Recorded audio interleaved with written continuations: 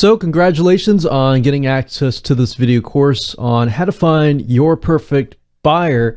I believe that by the end of this video course, you will have a totally different mindset.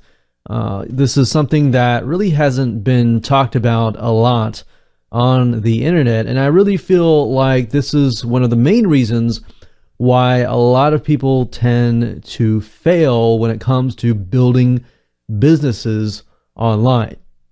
So this is going to be the introduction and quick overview, and I'll talk about the video course as a whole, and then we're going to talk about mindset and why selling to your audience is more important than, selling your products and service straight up. I mean, that's fine to do later on, but that's oftentimes where people start and fail. So really what we want to do is we want to set you up for success, right?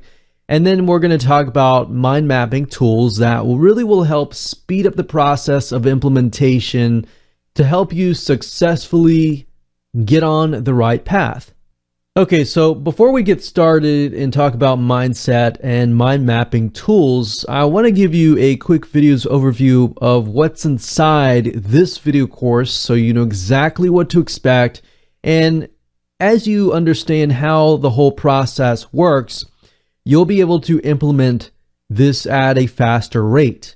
This is, of course, video number one. Video number two is going to be about researching your competition. Now, the reason why you want to research your competition is because at this point in time, your competition, especially the ones that are doing well in the market and dominating the market, are actually gathering data that you need. So they already have the customers, they already have the traffic, and all you have to do is simply look at them and look at who their buyers are so that you have the right information and you'll be able to figure out who your perfect buyer is, what their likes are, what their dislikes are, and everything of that nature. Video number three is we're going to talk about the basics of profile. So after we have gathered the competition, we want to begin to profile our perfect buyers. And I'll talk more about that, utilizing certain tools that you can use to find that data out. Once we have figured out the basic data, such as who the person is, maybe their age, maybe their income, maybe their education level, we can actually gather even more intel. But before we can do that, we need the basics so that we can match things up and make sure that we are actually headed the right direction. And it'll make more sense when I actually go into that particular video. Video number five, we're going to talk about some shortcuts. So over the years, I've done this many times, and I've figured out some shortcuts to help you speed the process up. So we'll talk about shortcuts in video number five. And video number six, we're going to talk about a typical day that your perfect buyer goes through. Now, the reason why you want to do this is because it's going to reveal to you a lot about your perfect buyer. What does their day look like? What are their insecurities? What are their fears? What are their strengths? What are their weaknesses? Everything about them to the point that if you place your product and service right in front of them, will they actually buy it, or will they just totally ignore you?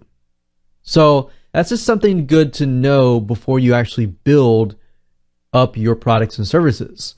Because a lot of people make the mistake of just launching their products and services, not realizing who their perfect buyer is, and then of course later on wondering, why in the world is their product and service not selling? I'm sure you've been there, and I've been there as well, and you have made the right choice in taking this first step. And then of course, video number seven, we're going to talk about media mapping. So what that is we are going to utilize certain media sources to really go deeper and dive deeper into understanding the perspective of your perfect buyer. What are things that they like to watch? What are things that they don't like? And it'll just make things more evident to you as far as putting yourselves in their shoes. Because sometimes putting yourself in other people's shoes is a hard thing to do. Just saying, hey, put yourself in those shoes and think like them, that's not always an easy thing to do. But this media mapping in video number 7, that will definitely clear things up. And of course, last but not least, we have video number 8, which is going to be talking about buying habits. So this is going to reveal to us what they buy. And by knowing that and knowing the habits, how much money do they spend and everything like that, that is going to reveal to you future products and services that you can open up at a later date. So this is not just finding the perfect buyer, it's finding what they want at the end of the day. So you see why this is so important and how it's going to make a huge difference in your business? Well, hopefully at this point you are excited as much as I am excited about teaching this to you and helping you out. So let's talk about mindset. Now, up until this point, you kind of realize that it is so important to find that perfect buyer. So really what I want you to do before you even begin this video course is to understand that the biggest mistake that most product owners make is selling their features alone. So if you build, say, for example, a piece of software, a lot of people tell, this software can do this, it can do that.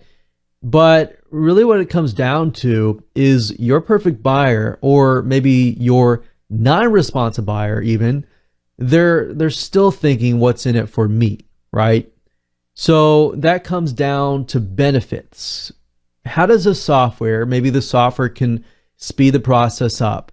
But the benefit in that case is that it can save time. And if you know their typical day, you can say it saves time. So, if you're trying to rush and get your kids ready, if you know that that is your particular demographic, then you can speak to them, right? But if you know that, let's say, for example, that they're retired, you can say, well, the kids are out of the house, you're waking up, you're looking for things to do, or you're looking to build your business or whatever that they are trying to do, then you know how to speak to them, right? So that's why benefits are so crucial. Now, you have probably been hammered down and been taught that benefits are crucial, but let me challenge that at the same time.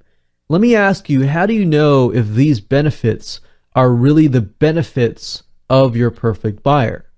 Because if you don't know your perfect buyer, how do you know if those benefits really are impactful? Do you know even what your perfect buyer looks like? Do you know what their typical day looks like? And do you know their fears and what gets them excited? So you see what I mean here? You need to know your perfect buyer. And without any of that information or that type of intelligence or data about your perfect buyer, you don't even know if the benefits are even going to be impactful or not. So hopefully at this point in time, you have a better perspective of why we are taking this particular approach and why this particular mindset is crucial. So moving on, I want to talk about mind mapping tools. And the reason why is because this is not really required, but that definitely can help you brainstorm and implement things a lot faster. So as far as implementation goes, once you've mapped things out, map out your typical perfect buyer's typical day. If you can map that out, you can always go back to it and take a look at it. It's just easier for the brain to understand things when you map things out. I personally use a free iPhone mind mapping tool. You don't have to spend anything else. You can spend $2, $3 to upgrade to a paid version if you would like. But there are tons of free mind mapping tools out there that you can use. Now, if you like free mind mapping tools that you can utilize on your desktop computer, then you might want to check out Xmind. I personally use a software called Lucidchart, and Lucidchart is one of the best paid flowchart tools out there, and definitely will help you kind of map out things out of your mind And that way you take a look at it in the future. Like I said, it's just going to make things a lot easier. So with that said, let's move on to video number 2. Hello and welcome back. This is video number 2, and what we're going to do in this particular video is we are going to research your competition. Now, in doing so, what I recommend that you go ahead and do is open up some sort of notepad, or if you want to write it down, that's fine.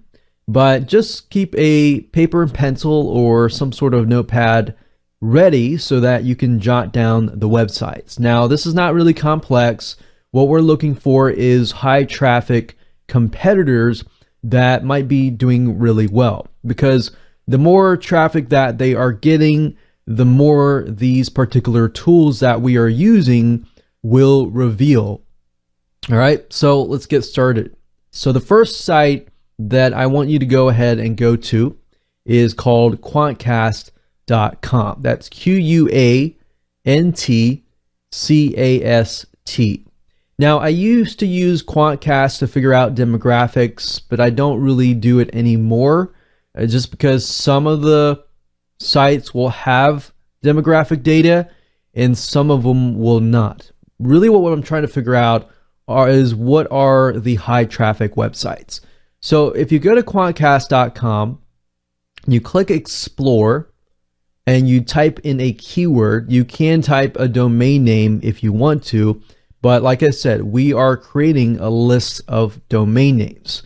So go ahead and jot down the keyword that best describes your general niche. Don't be too specific just yet.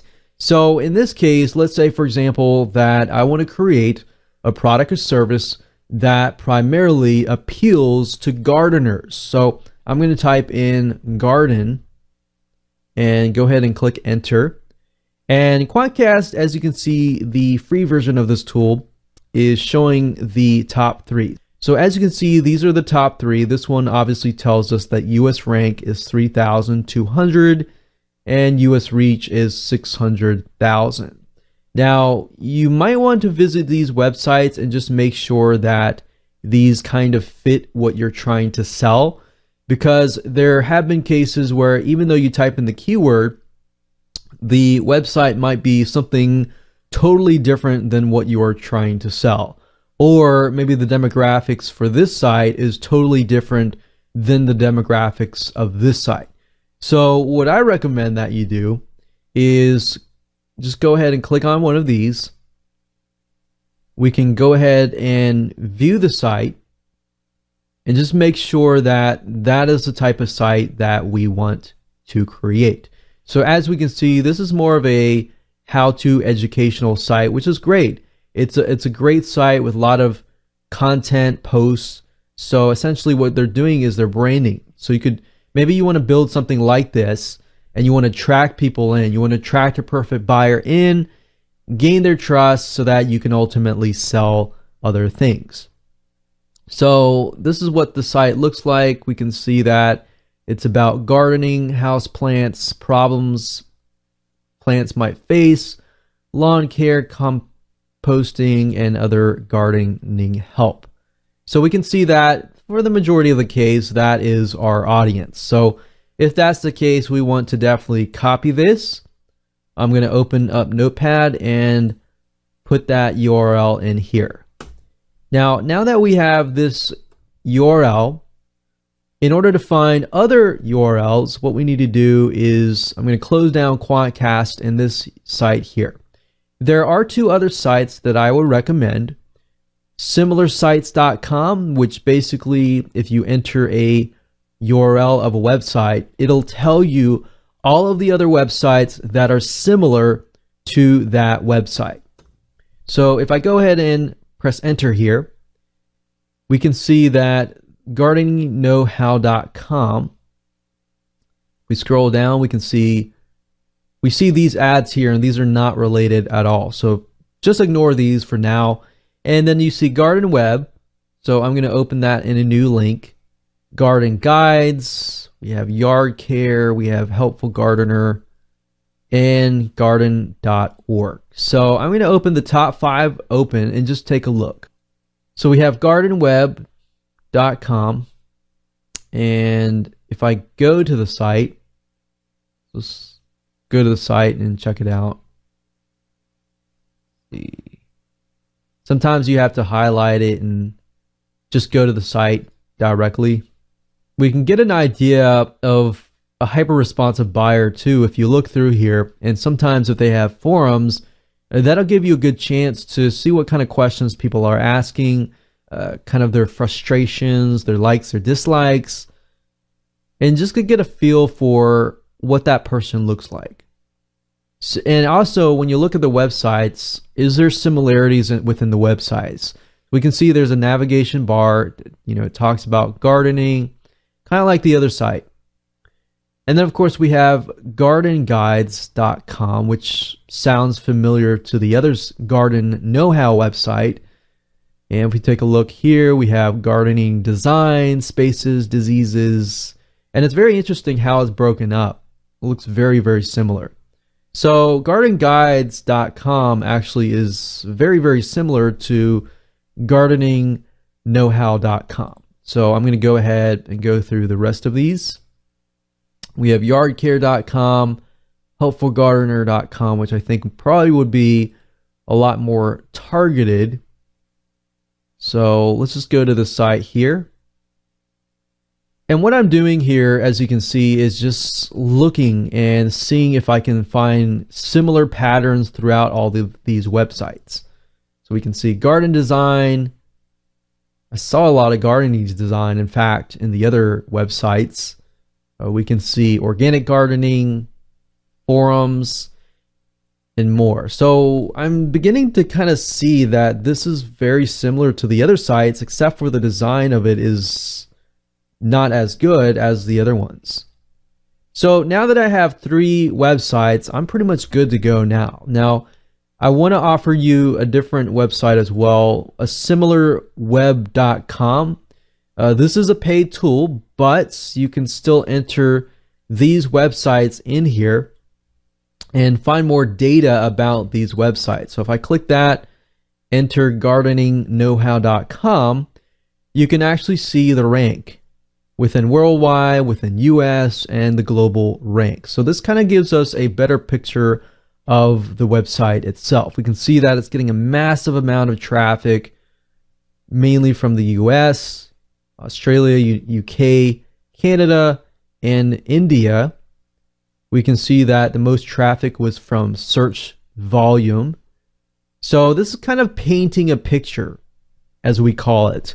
We can see referrals, basically what sites are they coming from. We can see search, we can see social. We can see a lot of these people seem to be on Facebook and Pinterest, which kind of fits it because Pinterest is where a lot of visual people go to, people that are kind of gardeners go to. We see audience interest, so this is kind of reveals to us potential buying habits. But right now we're not really interested in doing too much research. We just want to get an idea of what that basic picture looks like. So you can enter the other ones in here, but that's fine. All we need to do is create that list, as you can see here. And as you can see, we have a list of 3 websites, and that's all we need right now. So in the next video, we're going to take it a step further, but for now, that's all you need. So go ahead and do that right now, and I'll see you in video number 3.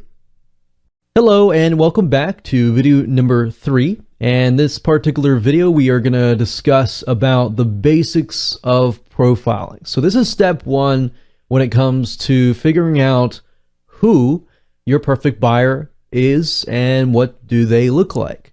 So to do that, I want you to get access to the list of websites that you copied earlier and go to a website called alexa.com.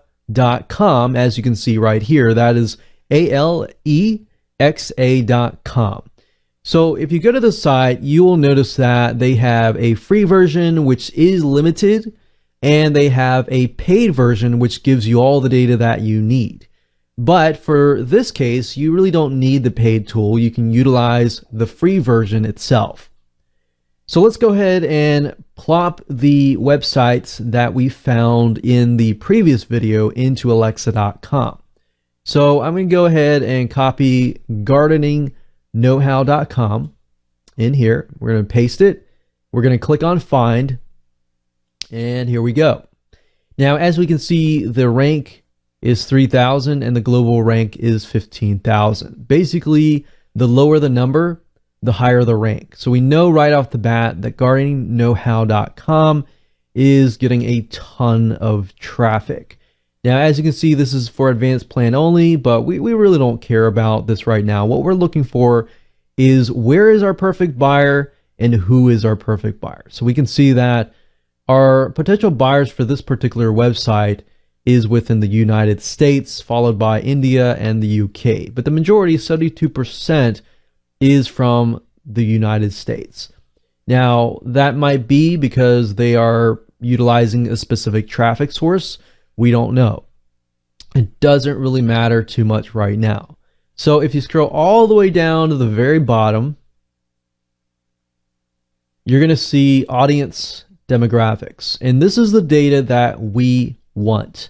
So opening up our notepad here, right underneath the website, I'm going to jot this down. So we can see gender is female.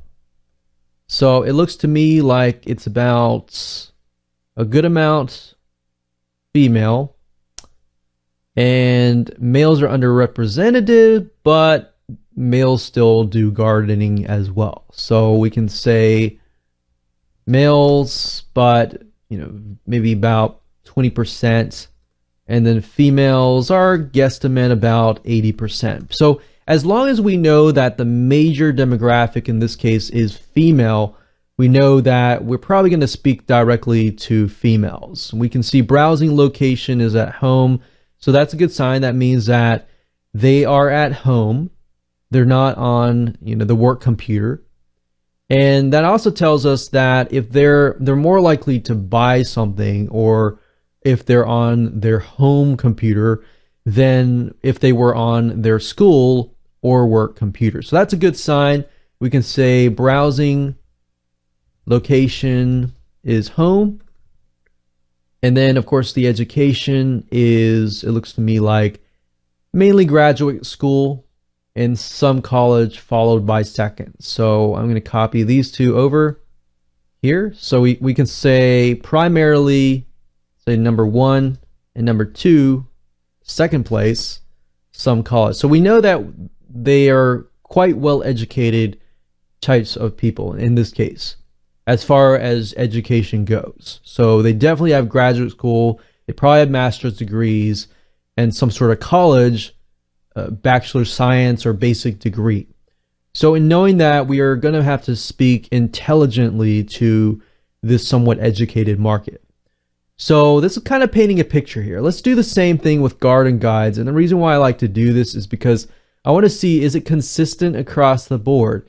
If it's not consistent across the board, then maybe there's something different about these specific websites. So I'm going to go back up to the top, the exact same thing, type in gardenguides.com, scroll down, looks like a high traffic website, but we're really more in tune about this. We can see female, some college and graduate, and home. So that's consistent, right?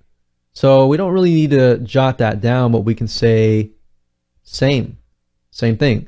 Let's do the same thing about the helpfulgardener.com. And it's a good sign whenever everything is consistent, because that means that you're getting the right data. Now, when we look at this, it's a little bit different. We can see Helpful Gardener, same home. A female is still the majority. And we can see that it's mainly college. And yeah, college. So, and males are still less, but at this point we're looking at Helpful Gardener, and we can see that Helpful Gardener actually, it pretty much adds up, but we can see that there's still males, and males are moving up in that section. So we want to figure out, okay, why is that case? I'm really interested in thinking, why is that the case? Well, if we look at Helpful Gardener one more time, we can see winner of Business Week's magazine Best of the Reward. So maybe because Business Week may have a lot of males as a majority and might be coming to this website. So depending on the traffic source, that can reveal different things to us. Now we look at how the site is laid out. We can see flower gardening, garden design, garden forums, gardening tips, gardening. So another thing we can do is, let's see if we can find some sort of garden forum. So I'm going to type in garden forum. And we know there are different types of gardening as well, but let's just go to forums.garden.web.com. So let me just try something real quick. This may not work. Typically you have to enter the main site, not a subdomain, but let's just do this anyways. Okay, so as you know, forums typically are where most of your hyperactive people go. People that talk a lot, people that are very passionate about whatever market it is. So if you can find a forum on a website and then put that into Alexa, that is going to tell you who your hyperactive audience is. So now we can see that it is back to the females being the majority, college, some college, and home seems to be consistent across the board. So this specific strategy and method is really revealing to you, is it consistent across the board? Now that we know that it is indeed across the board consistent, we can pursue it to the next step, which will be the next video as we dig further into the demographic itself. Like, what do they look like, kind of thing. Now, let's say, for example, that you enter two websites and they're totally different. Like one is male and one is female. If that is the case, then I would look at the website and then I would ask yourself, which website actually fits my product and service? Because you'll find out, even in the same niche, in some cases, certain websites are really geared towards males, while other websites may be really geared towards females. So that way, that's how you know what is going to be your perfect buyer, is look at the website. Is the website fitting what I'm trying to sell? So with that said, let's move on to the next video, and I'm sure you're going to be shocked and amazed by how much data you can find out utilizing this free tool. Welcome to video number 4, and this is going to be about gathering more intel. Now, in video number 3, as you saw earlier, we utilized Alexa.com to gather some basic information about our perfect buyer. Now we're going to take it a step further, and you're going to see in just a minute what I mean. So first things first, in order to do this, basically we are going to utilize the Facebook Ad Audience Insights free software application. Now, you obviously do need to have a Facebook account in order to do this. Now, if you log into your account and you go specifically to facebook.com/ads/audience_insights, as you can see here in the address bar, if you go specifically to this URL, you will see the following page. It'll say, choose an audience to start. Either everyone on Facebook or people connected to your page. Now, this is the assumption that you haven't started a page, you haven't started anything yet, your page doesn't have an overflow of traffic to it, so you definitely want to start with everyone on Facebook. Now, the reason why Facebook Audience Insights is so powerful is simply because it allows you to dig really, really deep and dig further into all sorts of things. And I'll show you in just a minute. But what this allows you to do is, this is basically showing you what all these people on Facebook enter into their profile. Their likes, their dislikes, their age, their gender, everything. In fact, Facebook is one of the few big companies that is giving you access to this data. Obviously, they want you to utilize this data for the purpose of Facebook ads, but you can use this data for your own products and services and for your future ads as well. Now, as you can see here, I generally like to just start out with one country, the United States. Sometimes it'll default to your country, but as you can see, you can add countries as well. But I like to stick with one country, and I'm going to leave everything as it is because I want to see, and we're going to take a look at the demographics we pulled earlier with Alexa. We basically want to make sure that we see patterns that are continuous and consistent patterns that show us consistent data. Now, Alexa.com, we saw that is a majority of female, and there's still some males that are interested in gardening, but not a whole lot. And then we saw that the majority had graduate school or some sort of college, and the other ones as well. So let's go ahead and put the interest in here. So interest right here, where it says interest, put garden or whatever that you're trying to do. So now we see home and garden, we see gardening, Garden of Eden. No, that's not what we're looking for. So we're looking for gardening or garden. So I'm going to do that, and let's just take a look at this. Remember that it was a good amount of women, and I guesstimated about 80% women, 20% men. But realistically, with Facebook ads, it shows that it's 69% women and 31% men. Now, in detail, this is what is nice about Facebook. It gives you a more thorough breakdown of the age range. Now, as we can see that the majority of people are interested in gardening on Facebook are about 25 to 34. Now, then we have 45 to 54. So it looks like the majority are here, and then the majority are the older folks. So 25 to 34, 45 to 64, and then it kind of breaks off. And that's interesting. As I began to think about it, as far as gardening goes, you know, the young folks, 25 to 34, you know, they're not super young, but they're about, you know, they've already graduated college. They already have had probably a job for a decade, and they obviously are interested in gardening. Maybe they have kids and eventually they get out of that stage and then they come back at age 45 to 64. So they could be almost retirement age kind of deal. So that's why I'm kind of painting a picture here. We can see that men as well, the same age, the majority of men that are interested in gardening are about 25 to 34. Which is interesting. And then it kind of breaks off from there. Now, we can see lifestyle, which is something amazing here. You can see the US demographics and interest data based on purchase behavior, brand affinity, and other activities. So basically, this is showing us, out of the majority of people, they are interested in gardening, country ways, clubs and causes, sort of nonprofits.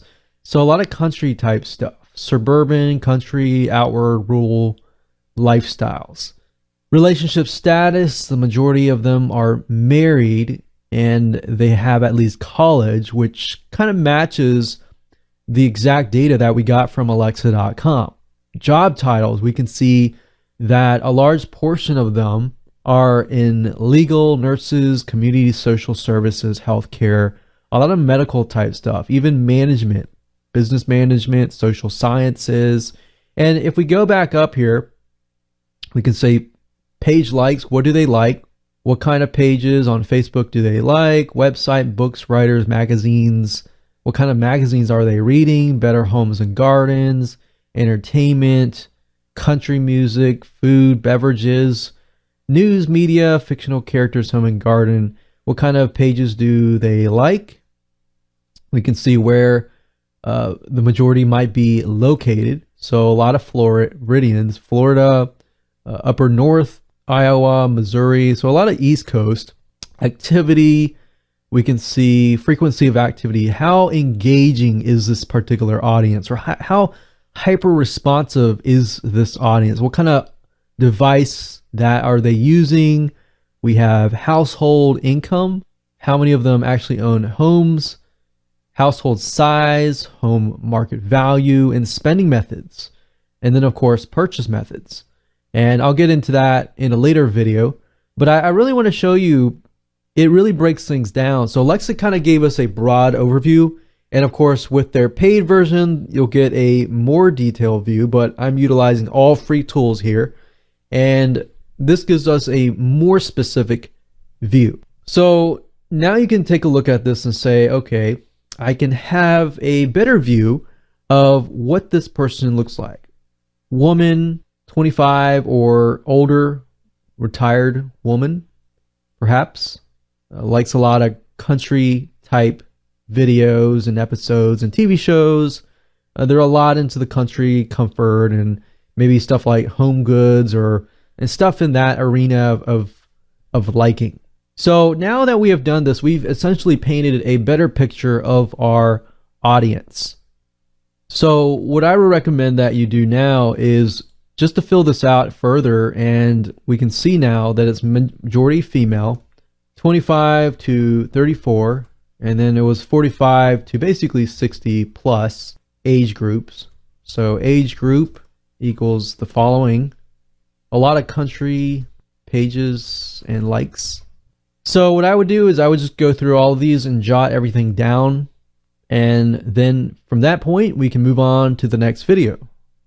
Welcome back. This is video number 5, and now that you understand how to figure out the exact demographics by utilizing the Alexa.com tool, the Facebook Ads Audience Insights tool, if you can find a magazine for your particular niche. With magazines, they always have what we call media kits, and within the media kit itself, generally speaking, it will tell you the exact demographic. So you might get some data from these media kits that you might not get from these other tools. And that's why we're using this route in addition to everything else that I have taught you.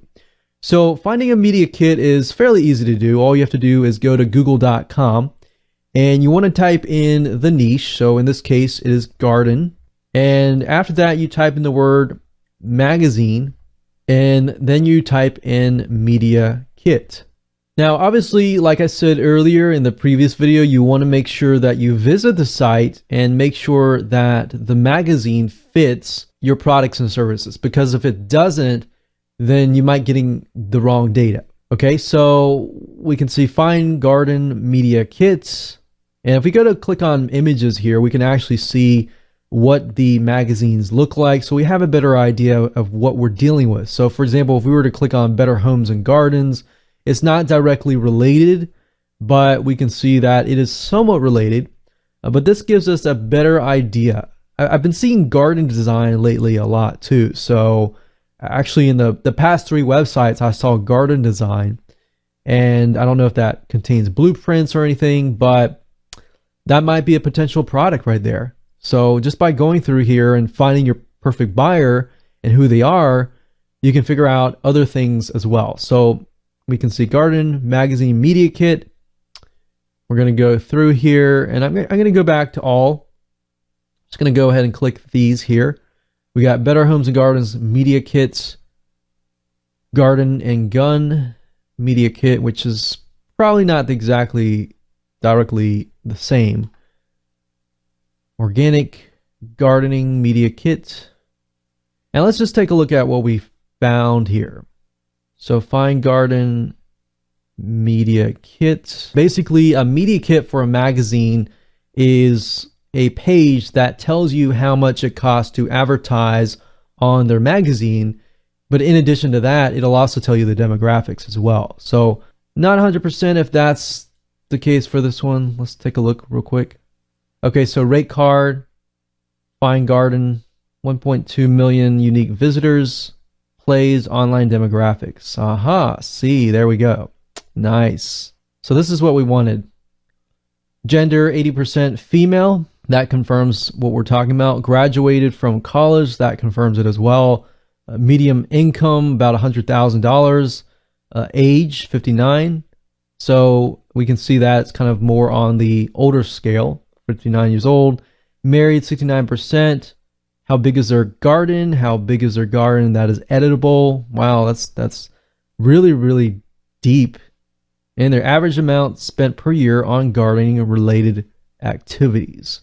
So they're willing to spend up to about $935. So that gives us a good idea of who we're dealing with, right? Now let's check out these other media kits. Sometimes if you go to the main website and you scroll all the way down and you see like a button that says like advertise or anything like that, you'll be able to get the media kits from there. So we can see here, media kit. Okay, so I guess this whole thing is the media kit. So research, adult readers, women readers, tablet demographics. I'm going to click on women readers. And the question is, does it compare with what we have been looking for in the past? So for example, we can see that the majority here is about 18 to 49, but it jumps, no, actually 16,000 is up here. So that confirms it's 50 years and older. See, the majority earns more than 50,000. They are definitely married. They own a home, graduate college, and they have children under the age of 18, or their children are parents. So their children could be parents and they're retired, or they have children under 18, so they could be in that life bracket as well. So that confirms a lot of information. So these are essentially kind of shortcuts that you can take. But in my opinion, I would do these in addition to Alexa and Facebook Ad Audience Insights. So that pretty much confirms a lot. So that is really good information. So I'm going to jot this down here. So as you can see, that confirms a lot of information that we have already dug up, and the pattern is consistent throughout, which is a plus, because now we know that this is for sure our perfect buyer, is within these specific age range, specific education, and more. So now that you have this right information, we can move on to the next video. Welcome to video number 6, and in this particular video I'm going to show you how to map out a typical day of your perfect buyer. Now the reason why you want to do this is because you'll get a better perspective of what they are dealing with from day to day, what frustrations they're dealing with, what gets them excited, what gets them mad, what gets them sad, and everything in between. So one of the best ways of doing this is simply really get yourself in the person's shoes. Now, like I said earlier, this is actually harder than it sounds. So the best way of doing this is by going to Google and typing out something like this. So obviously with gardening, the noun of gardening is gardener. So the type of person described in this particular niche is a gardener, right? So I'm going to type that in, gardener, and then I'm going to write the words, 2 words, typical day. Now, there's no guarantee you're not going to always 100% get this, but the nice thing is you're going to be able to see things like YouTube videos and other sorts of media, which we'll talk about in the video after this one. But this will allow you to kind of get into the shoes of someone who is a hyper-responsive buyer and perfect buyer in these niches. So another thing is gardener journals, taking a look at their day-to-day journals. If they have any, I'm sure they have blogs, I'm sure they have different things where they talk about their day. Obviously, an easier way of doing this is to go on a forum and maybe follow a person and see what they are saying. And you can also maybe even contact them and say, hey, you know, I want to talk to you or interview or pay you money to interview you to get an idea of what your typical day looks like. But by doing this process, it's going to really help you out as far as figuring out what potential products and services they will want to buy. Obviously, different people are going to be different, so it's not really 100% one size fits all. But if you talk to a perfect buyer, you will get a better sense of what they are dealing with. So as you can see here, let's just go ahead and click through here. So a day in the life of a landscape gardener. A day in the life of a gardener working at this place, landscape gardener. Day in the life, a typical day, cost of gardener, That's not what we're looking for. Let's see. A day in the life. So I noticed there's a phrase going on here that's very, very similar. A day in the life of head gardener. So maybe I'm going to switch this around, because one thing you'll find out is as you are going through here, you'll notice that they use similar words over and over again. So gardener, a day in the life of a gardener. Ah, look at this. A day in the life of a head gardener.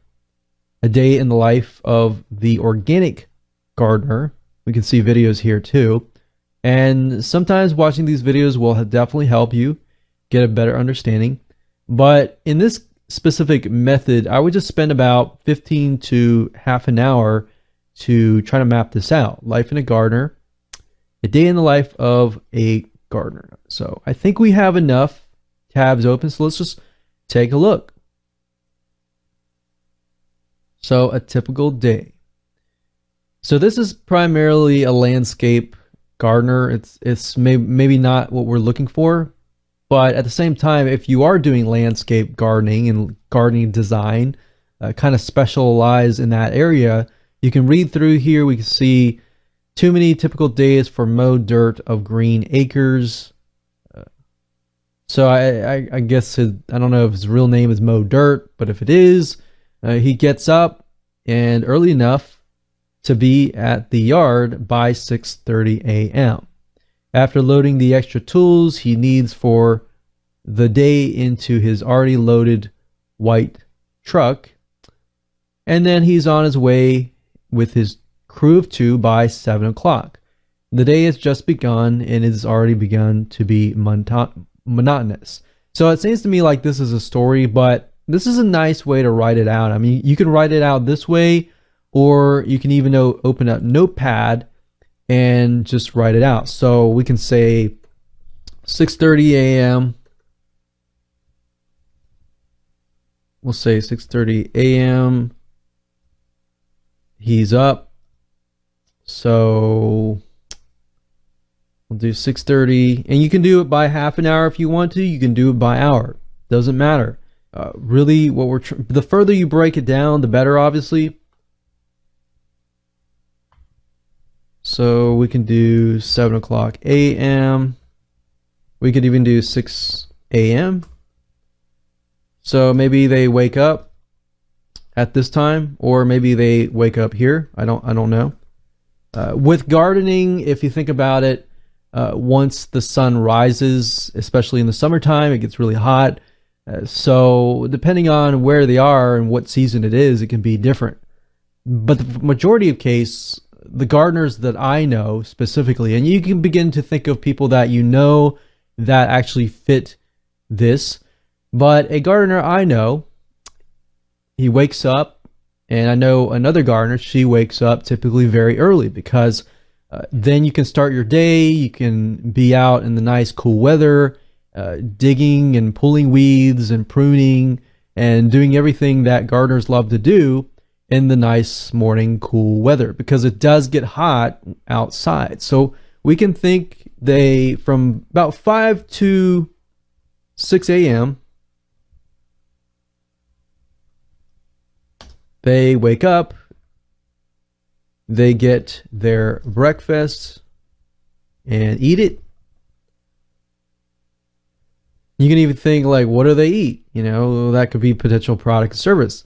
And what do? Do they take their medication? You know, are they taking medication that will help them, you know, get excited about the day, get energized about the day? Maybe they eat, you know, supplements and medications, maybe B12 vitamins. Just write it out. There's no right or wrong answer right now. And 7:30 a.m., they're ready to get outside. They start preparing their gardening tools, maybe. By 8 a.m., they're outside. What are they doing outside? So let's just go look through here real quick. A day in the life of head gardener Dave West. Okay. Let's zoom in a little bit here. For 44 years, Dave West has worked as the head gardener of blah, blah, blah, mansion. When Dave was hired in, we don't really need to know that. Let's see. Aha, look at that. 5:40 a.m. It's all about the weather. In the morning, my alarm goes off, and before I do anything else, I look out the window. The forecast is crucial in my profession. I watch the weather forecast and start to plan the day's activities. A plan for if it's dry, one for if it is wet. Look at that. So he has contingency plans for when it is rainy and when it is wet, so that he's always doing something. Although my daily routine remains the same, every day is different. Okay, so we could even adjust it according to Dave West. So he's more of the gardener that we're looking for. We're not really looking for a landscaping gardener. So we're going to follow him. 5 a.m. He wakes up. Rain or shine, he has a plan for each. So maybe, gardening tools or rain or shine and dry. So obviously they skip the part where he eats breakfast. So everybody has to eat. So by 7:30 a.m., as you can see here, this is when he starts work. But in between that, we have fulfilled these two items, right? So 7:30 a.m., the big clean, the six of us get everything clean, get everything ready, get their garden tools ready. So 11 a.m. manager's meeting. 11:30 a.m. is beginning to tend to the gardens. So it sounds like typical gardener who at this point all the way to 11:30 a.m. Some people generally start earlier. So, but between that point, 11 a.m. and we'll just say 10 a.m. So from 7:30 a.m. to about 9:30 a.m., start preparing their gardening tools, gardening equipment, preparation, and planning. Then by 10 a.m., they are outside and beginning to work. So right now, 10 a.m., it's still cool. Even in the summertime, it's not too hot. So hopefully maybe by 10 a.m. And then it starts getting hot at 12 p.m. or even 1 p.m. as we can see here. So lunchtime, they take a break. Maybe we'll do 12 p.m. Actually, we'll do 1 p.m. Realistically, 10, we got 11, 12, 1. So that's 3 hours. So 3 hours of work. At that time, they take a break.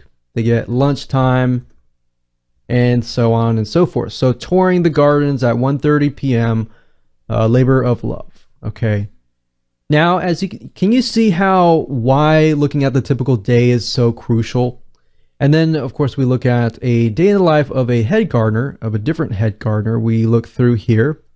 Waking up early, sunlight flooding my bedroom room. She has dogs, so she gets up, gets clean, starts sowing seeds, essentially getting her things ready. And she goes out on the water. So this gives us a better idea of what we're dealing with. Let's see. So that's what I would do. I would just go through here and try to figure out what is their typical day look like. If you need to watch YouTube videos and get a visual perspective of what that looks like, then I highly recommend doing that, but try to map it out all the way to the point that they sleep. And from that point, you have it in hand. And what does this do? This helps you greatly because it tells you exactly, what their frustrations are. So if we just look at here closely, so at this age, maybe they're not sleeping well. Maybe that's a frustration that they're dealing with and they need something to help them sleep better. Or at this point, maybe they're just not getting enough energy when they go out, and you can hone in on that. But you would never know this kind of stuff unless you map out their whole day, right? And that's why it's so crucial. But this in itself will help you understand them a lot better, and essentially will help you put yourself in their shoes. Now, in the next video, I'm going to show you how to do what we call media mapping, and go and take a step further than that and help you get a better perspective of what they like to watch, what they like, what drives them, what's their motivations. So we're taking things a step further. All right, so I'll see you in the next video. Welcome to video number 7, and we're going to talk about media mapping. And the reason why this is called media mapping is simply because we are going to further put ourselves in the person's shoes by utilizing media sites such as youtube.com and or other sites as well. And this is going to allow us to map out a better view of what our perfect buyer is into, what their perspective is, basically map out their passion about their niche and what they like, what they dislike, what kind of person looks like them, what do they watch as far as documentaries go, what do they watch, what do they like to learn, and everything basically surrounding that particular niche.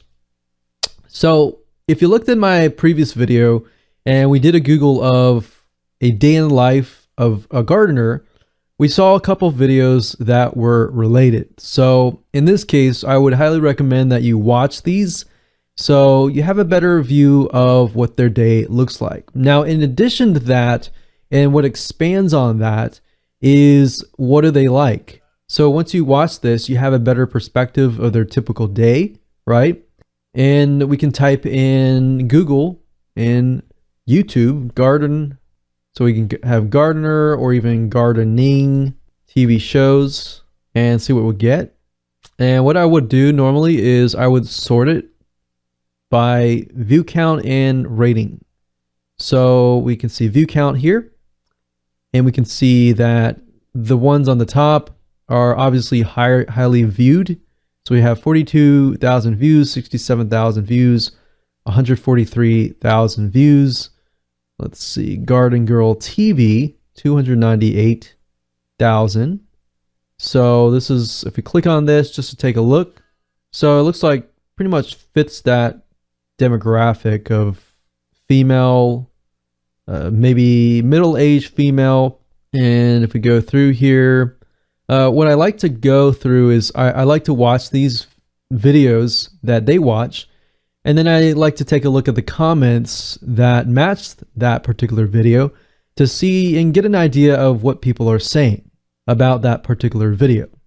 And if I can see patterns or similarities in what people are saying, if somebody is saying over and over again that their frustration is this, or they are passionate about the consistent thing over and over again, then that tells me that there's something there. All right. So that's the whole goal of this. So we can type in gardening TV shows, we can type in garden documentary, and obviously look at the video to make sure that it is related to what we are selling. So gardener, maybe gardening. So try different variations. And typically with this part, I would spend about 30 minutes, and sometimes I'll spend an hour just going through videos. And eventually, after you watch all these videos, you'll just start to see the pains that gardeners go through, what gets them excited, what gets them angry, what gets them mad. And eventually you'll know so much about your niche just by watching these videos. Now, with media, there's different types of media. So you can use other social networking sites such as Instagram to get a better view of the pictures out there. Look at Pinterest to see what people are doing in terms of gardening goes. So you can look at other social networking sites, other different types of media, pictures, videos, text, even podcast, if you can find a podcast, just to get an idea of what your niche, your perfect buyer likes, dislikes, and everything like that. So as you're doing this, you can keep a journal and documentation of the likes, the dislikes, everything that you can think of that would allow you to map out what is going on in your perfect buyer's mind. So that's really what we're trying to do, is essentially map out what is going on in their brain. So the better that you understand that, the better you're going to know when you start to sell your products and services. You'll already be leaps and bounds ahead of most of your competitors at this point, because most of your competitors are not even thinking about doing any of this. So I hope you'd enjoyed this video. In the next video, we are going to talk about buying habits, and what this will reveal to you is what they're willing to buy, what they're willing to spend even more money for, so that you have a better picture of what products and services that you could essentially offer to them. All right, we'll see you there. So congratulations, you've reached the end of this video course, and this particular video is video number 8, and we're going to talk about the buying habits of your perfect buyer, why they buy, what do they buy, and things related. So I'm going to be visiting 2 different websites. We're going to be utilizing the Facebook Ads Audience Insights tool, and second of all, we're going to be utilizing Amazon.com. So Amazon's going to reveal to us a lot of good data as far as buying habits go, and Facebook as well, as far as how much they spend, which is something that is not provided by a lot of tools. So this information is golden. So what I recommend that you do is do the same thing earlier, so gardening, and remember that as we began to realize that by looking at the media kits, by looking at everything else, that our perfect buyer, the person that buys those magazines, is age 50 and older. Now, as we can see looking at Facebook, however, it's about 45 to 64. Now, of course, 22% is 25 to 34. Now, the media kits, however, tell us that it's 50 and older. So that might mean that 25 to 34, they might be interested in gardening, but they may not be spending as much money on gardening as these people up here. So that's essentially what the media kits go with. And I tend to just go with the media kit because those are proven magazines. They have spent millions of dollars into advertising and so forth. So I'm going to go with 45 to 64. So I'm going to go back over here to age, and I'm going to switch it to 45 to 65. So now I am honing in on my perfect buyer. I'm totally ignoring everybody else. Now, you might be thinking, well, won't I be losing sales? Yeah, you might lose a few sales, but if you speak primarily to the extremely interactive, engaging audience, you'll be able to speak to everybody else. And these people are more likely to buy from you anyways. So now that we've honed in on here, what Facebook Ad Audience Insights does now is it begins to show you the lifestyle pertaining just to that specific gender and age bracket.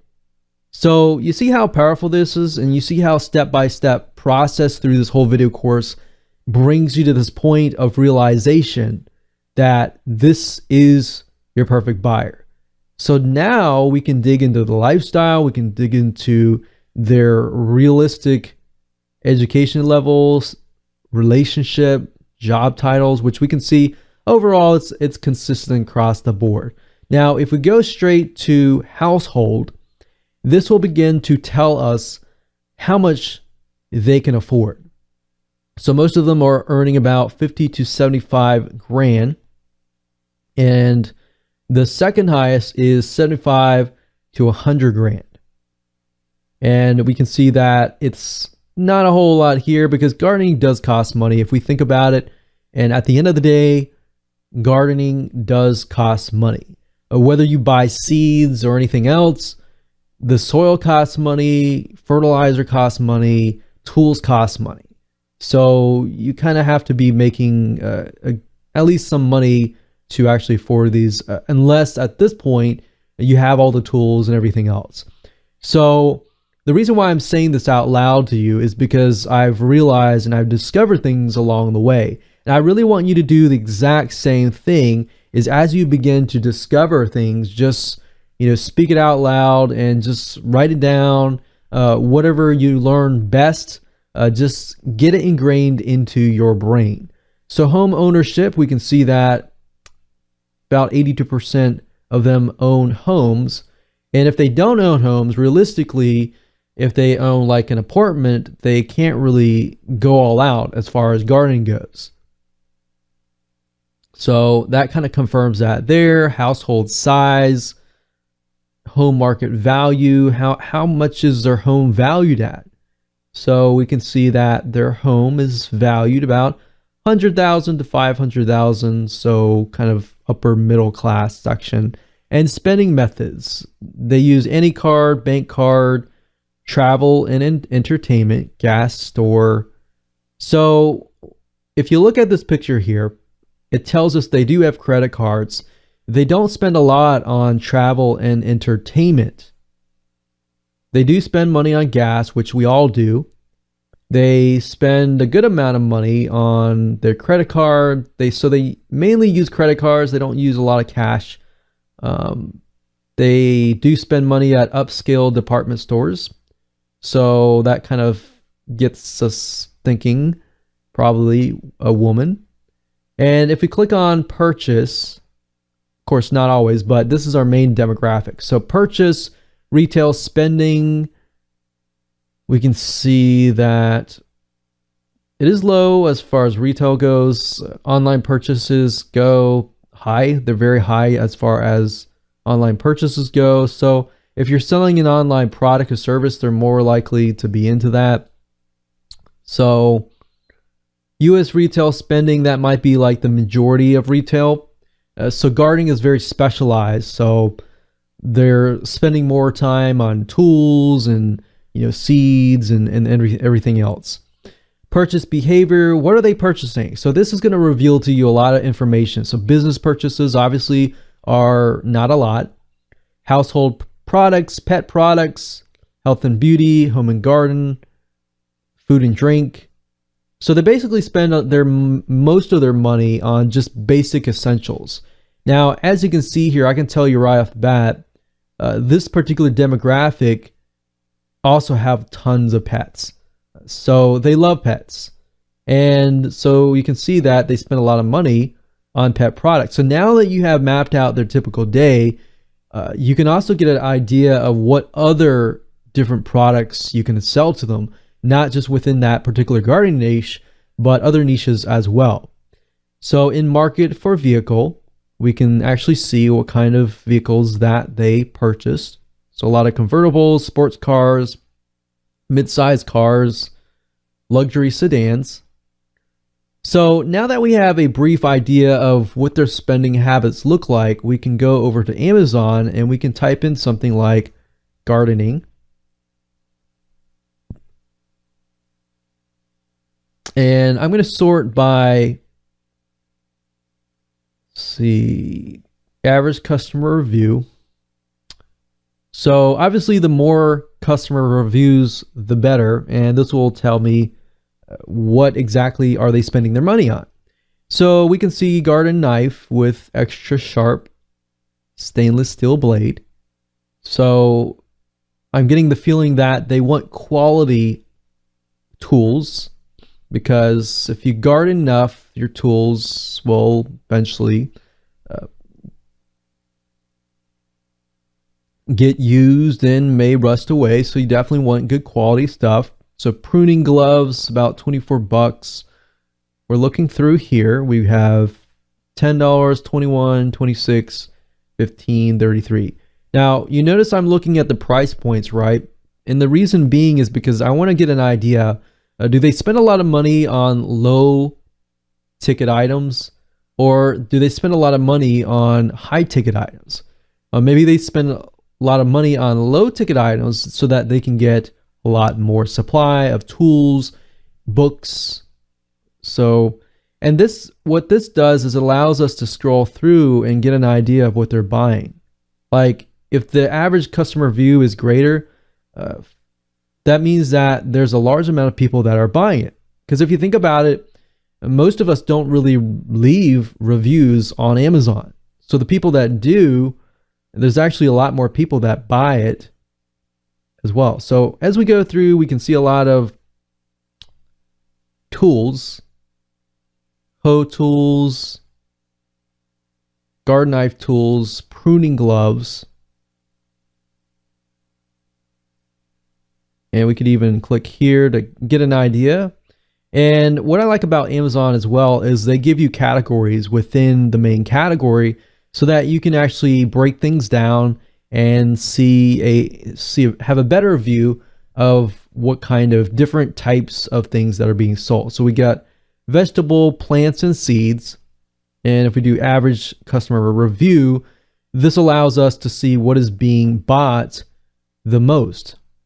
So if we go down through here, we see a lot of seeds. And we can also take a look at books too. So if I go back over here, take a look at books,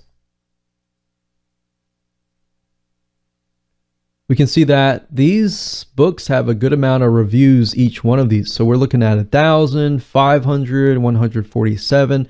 So a really good amount. And they're about $15 to $20 each. So that gives me an idea of what their price points look like. And of course, I can go through here. I can look at the customer reviews. And generally speaking, what I try to look for is consistent patterns. Patterns in what people are saying, the positives, and what people are saying they like, what they're saying that they dislike, and everything in between. So I look for patterns because patterns generally tell me that there's something consistent. And if there's something that is consistent, then that tells me that it might be worth looking into. So I hope you enjoyed this video course as much as I enjoyed teaching it. Make sure that you go step by step and implement the whole process so that you can find your perfect buyer.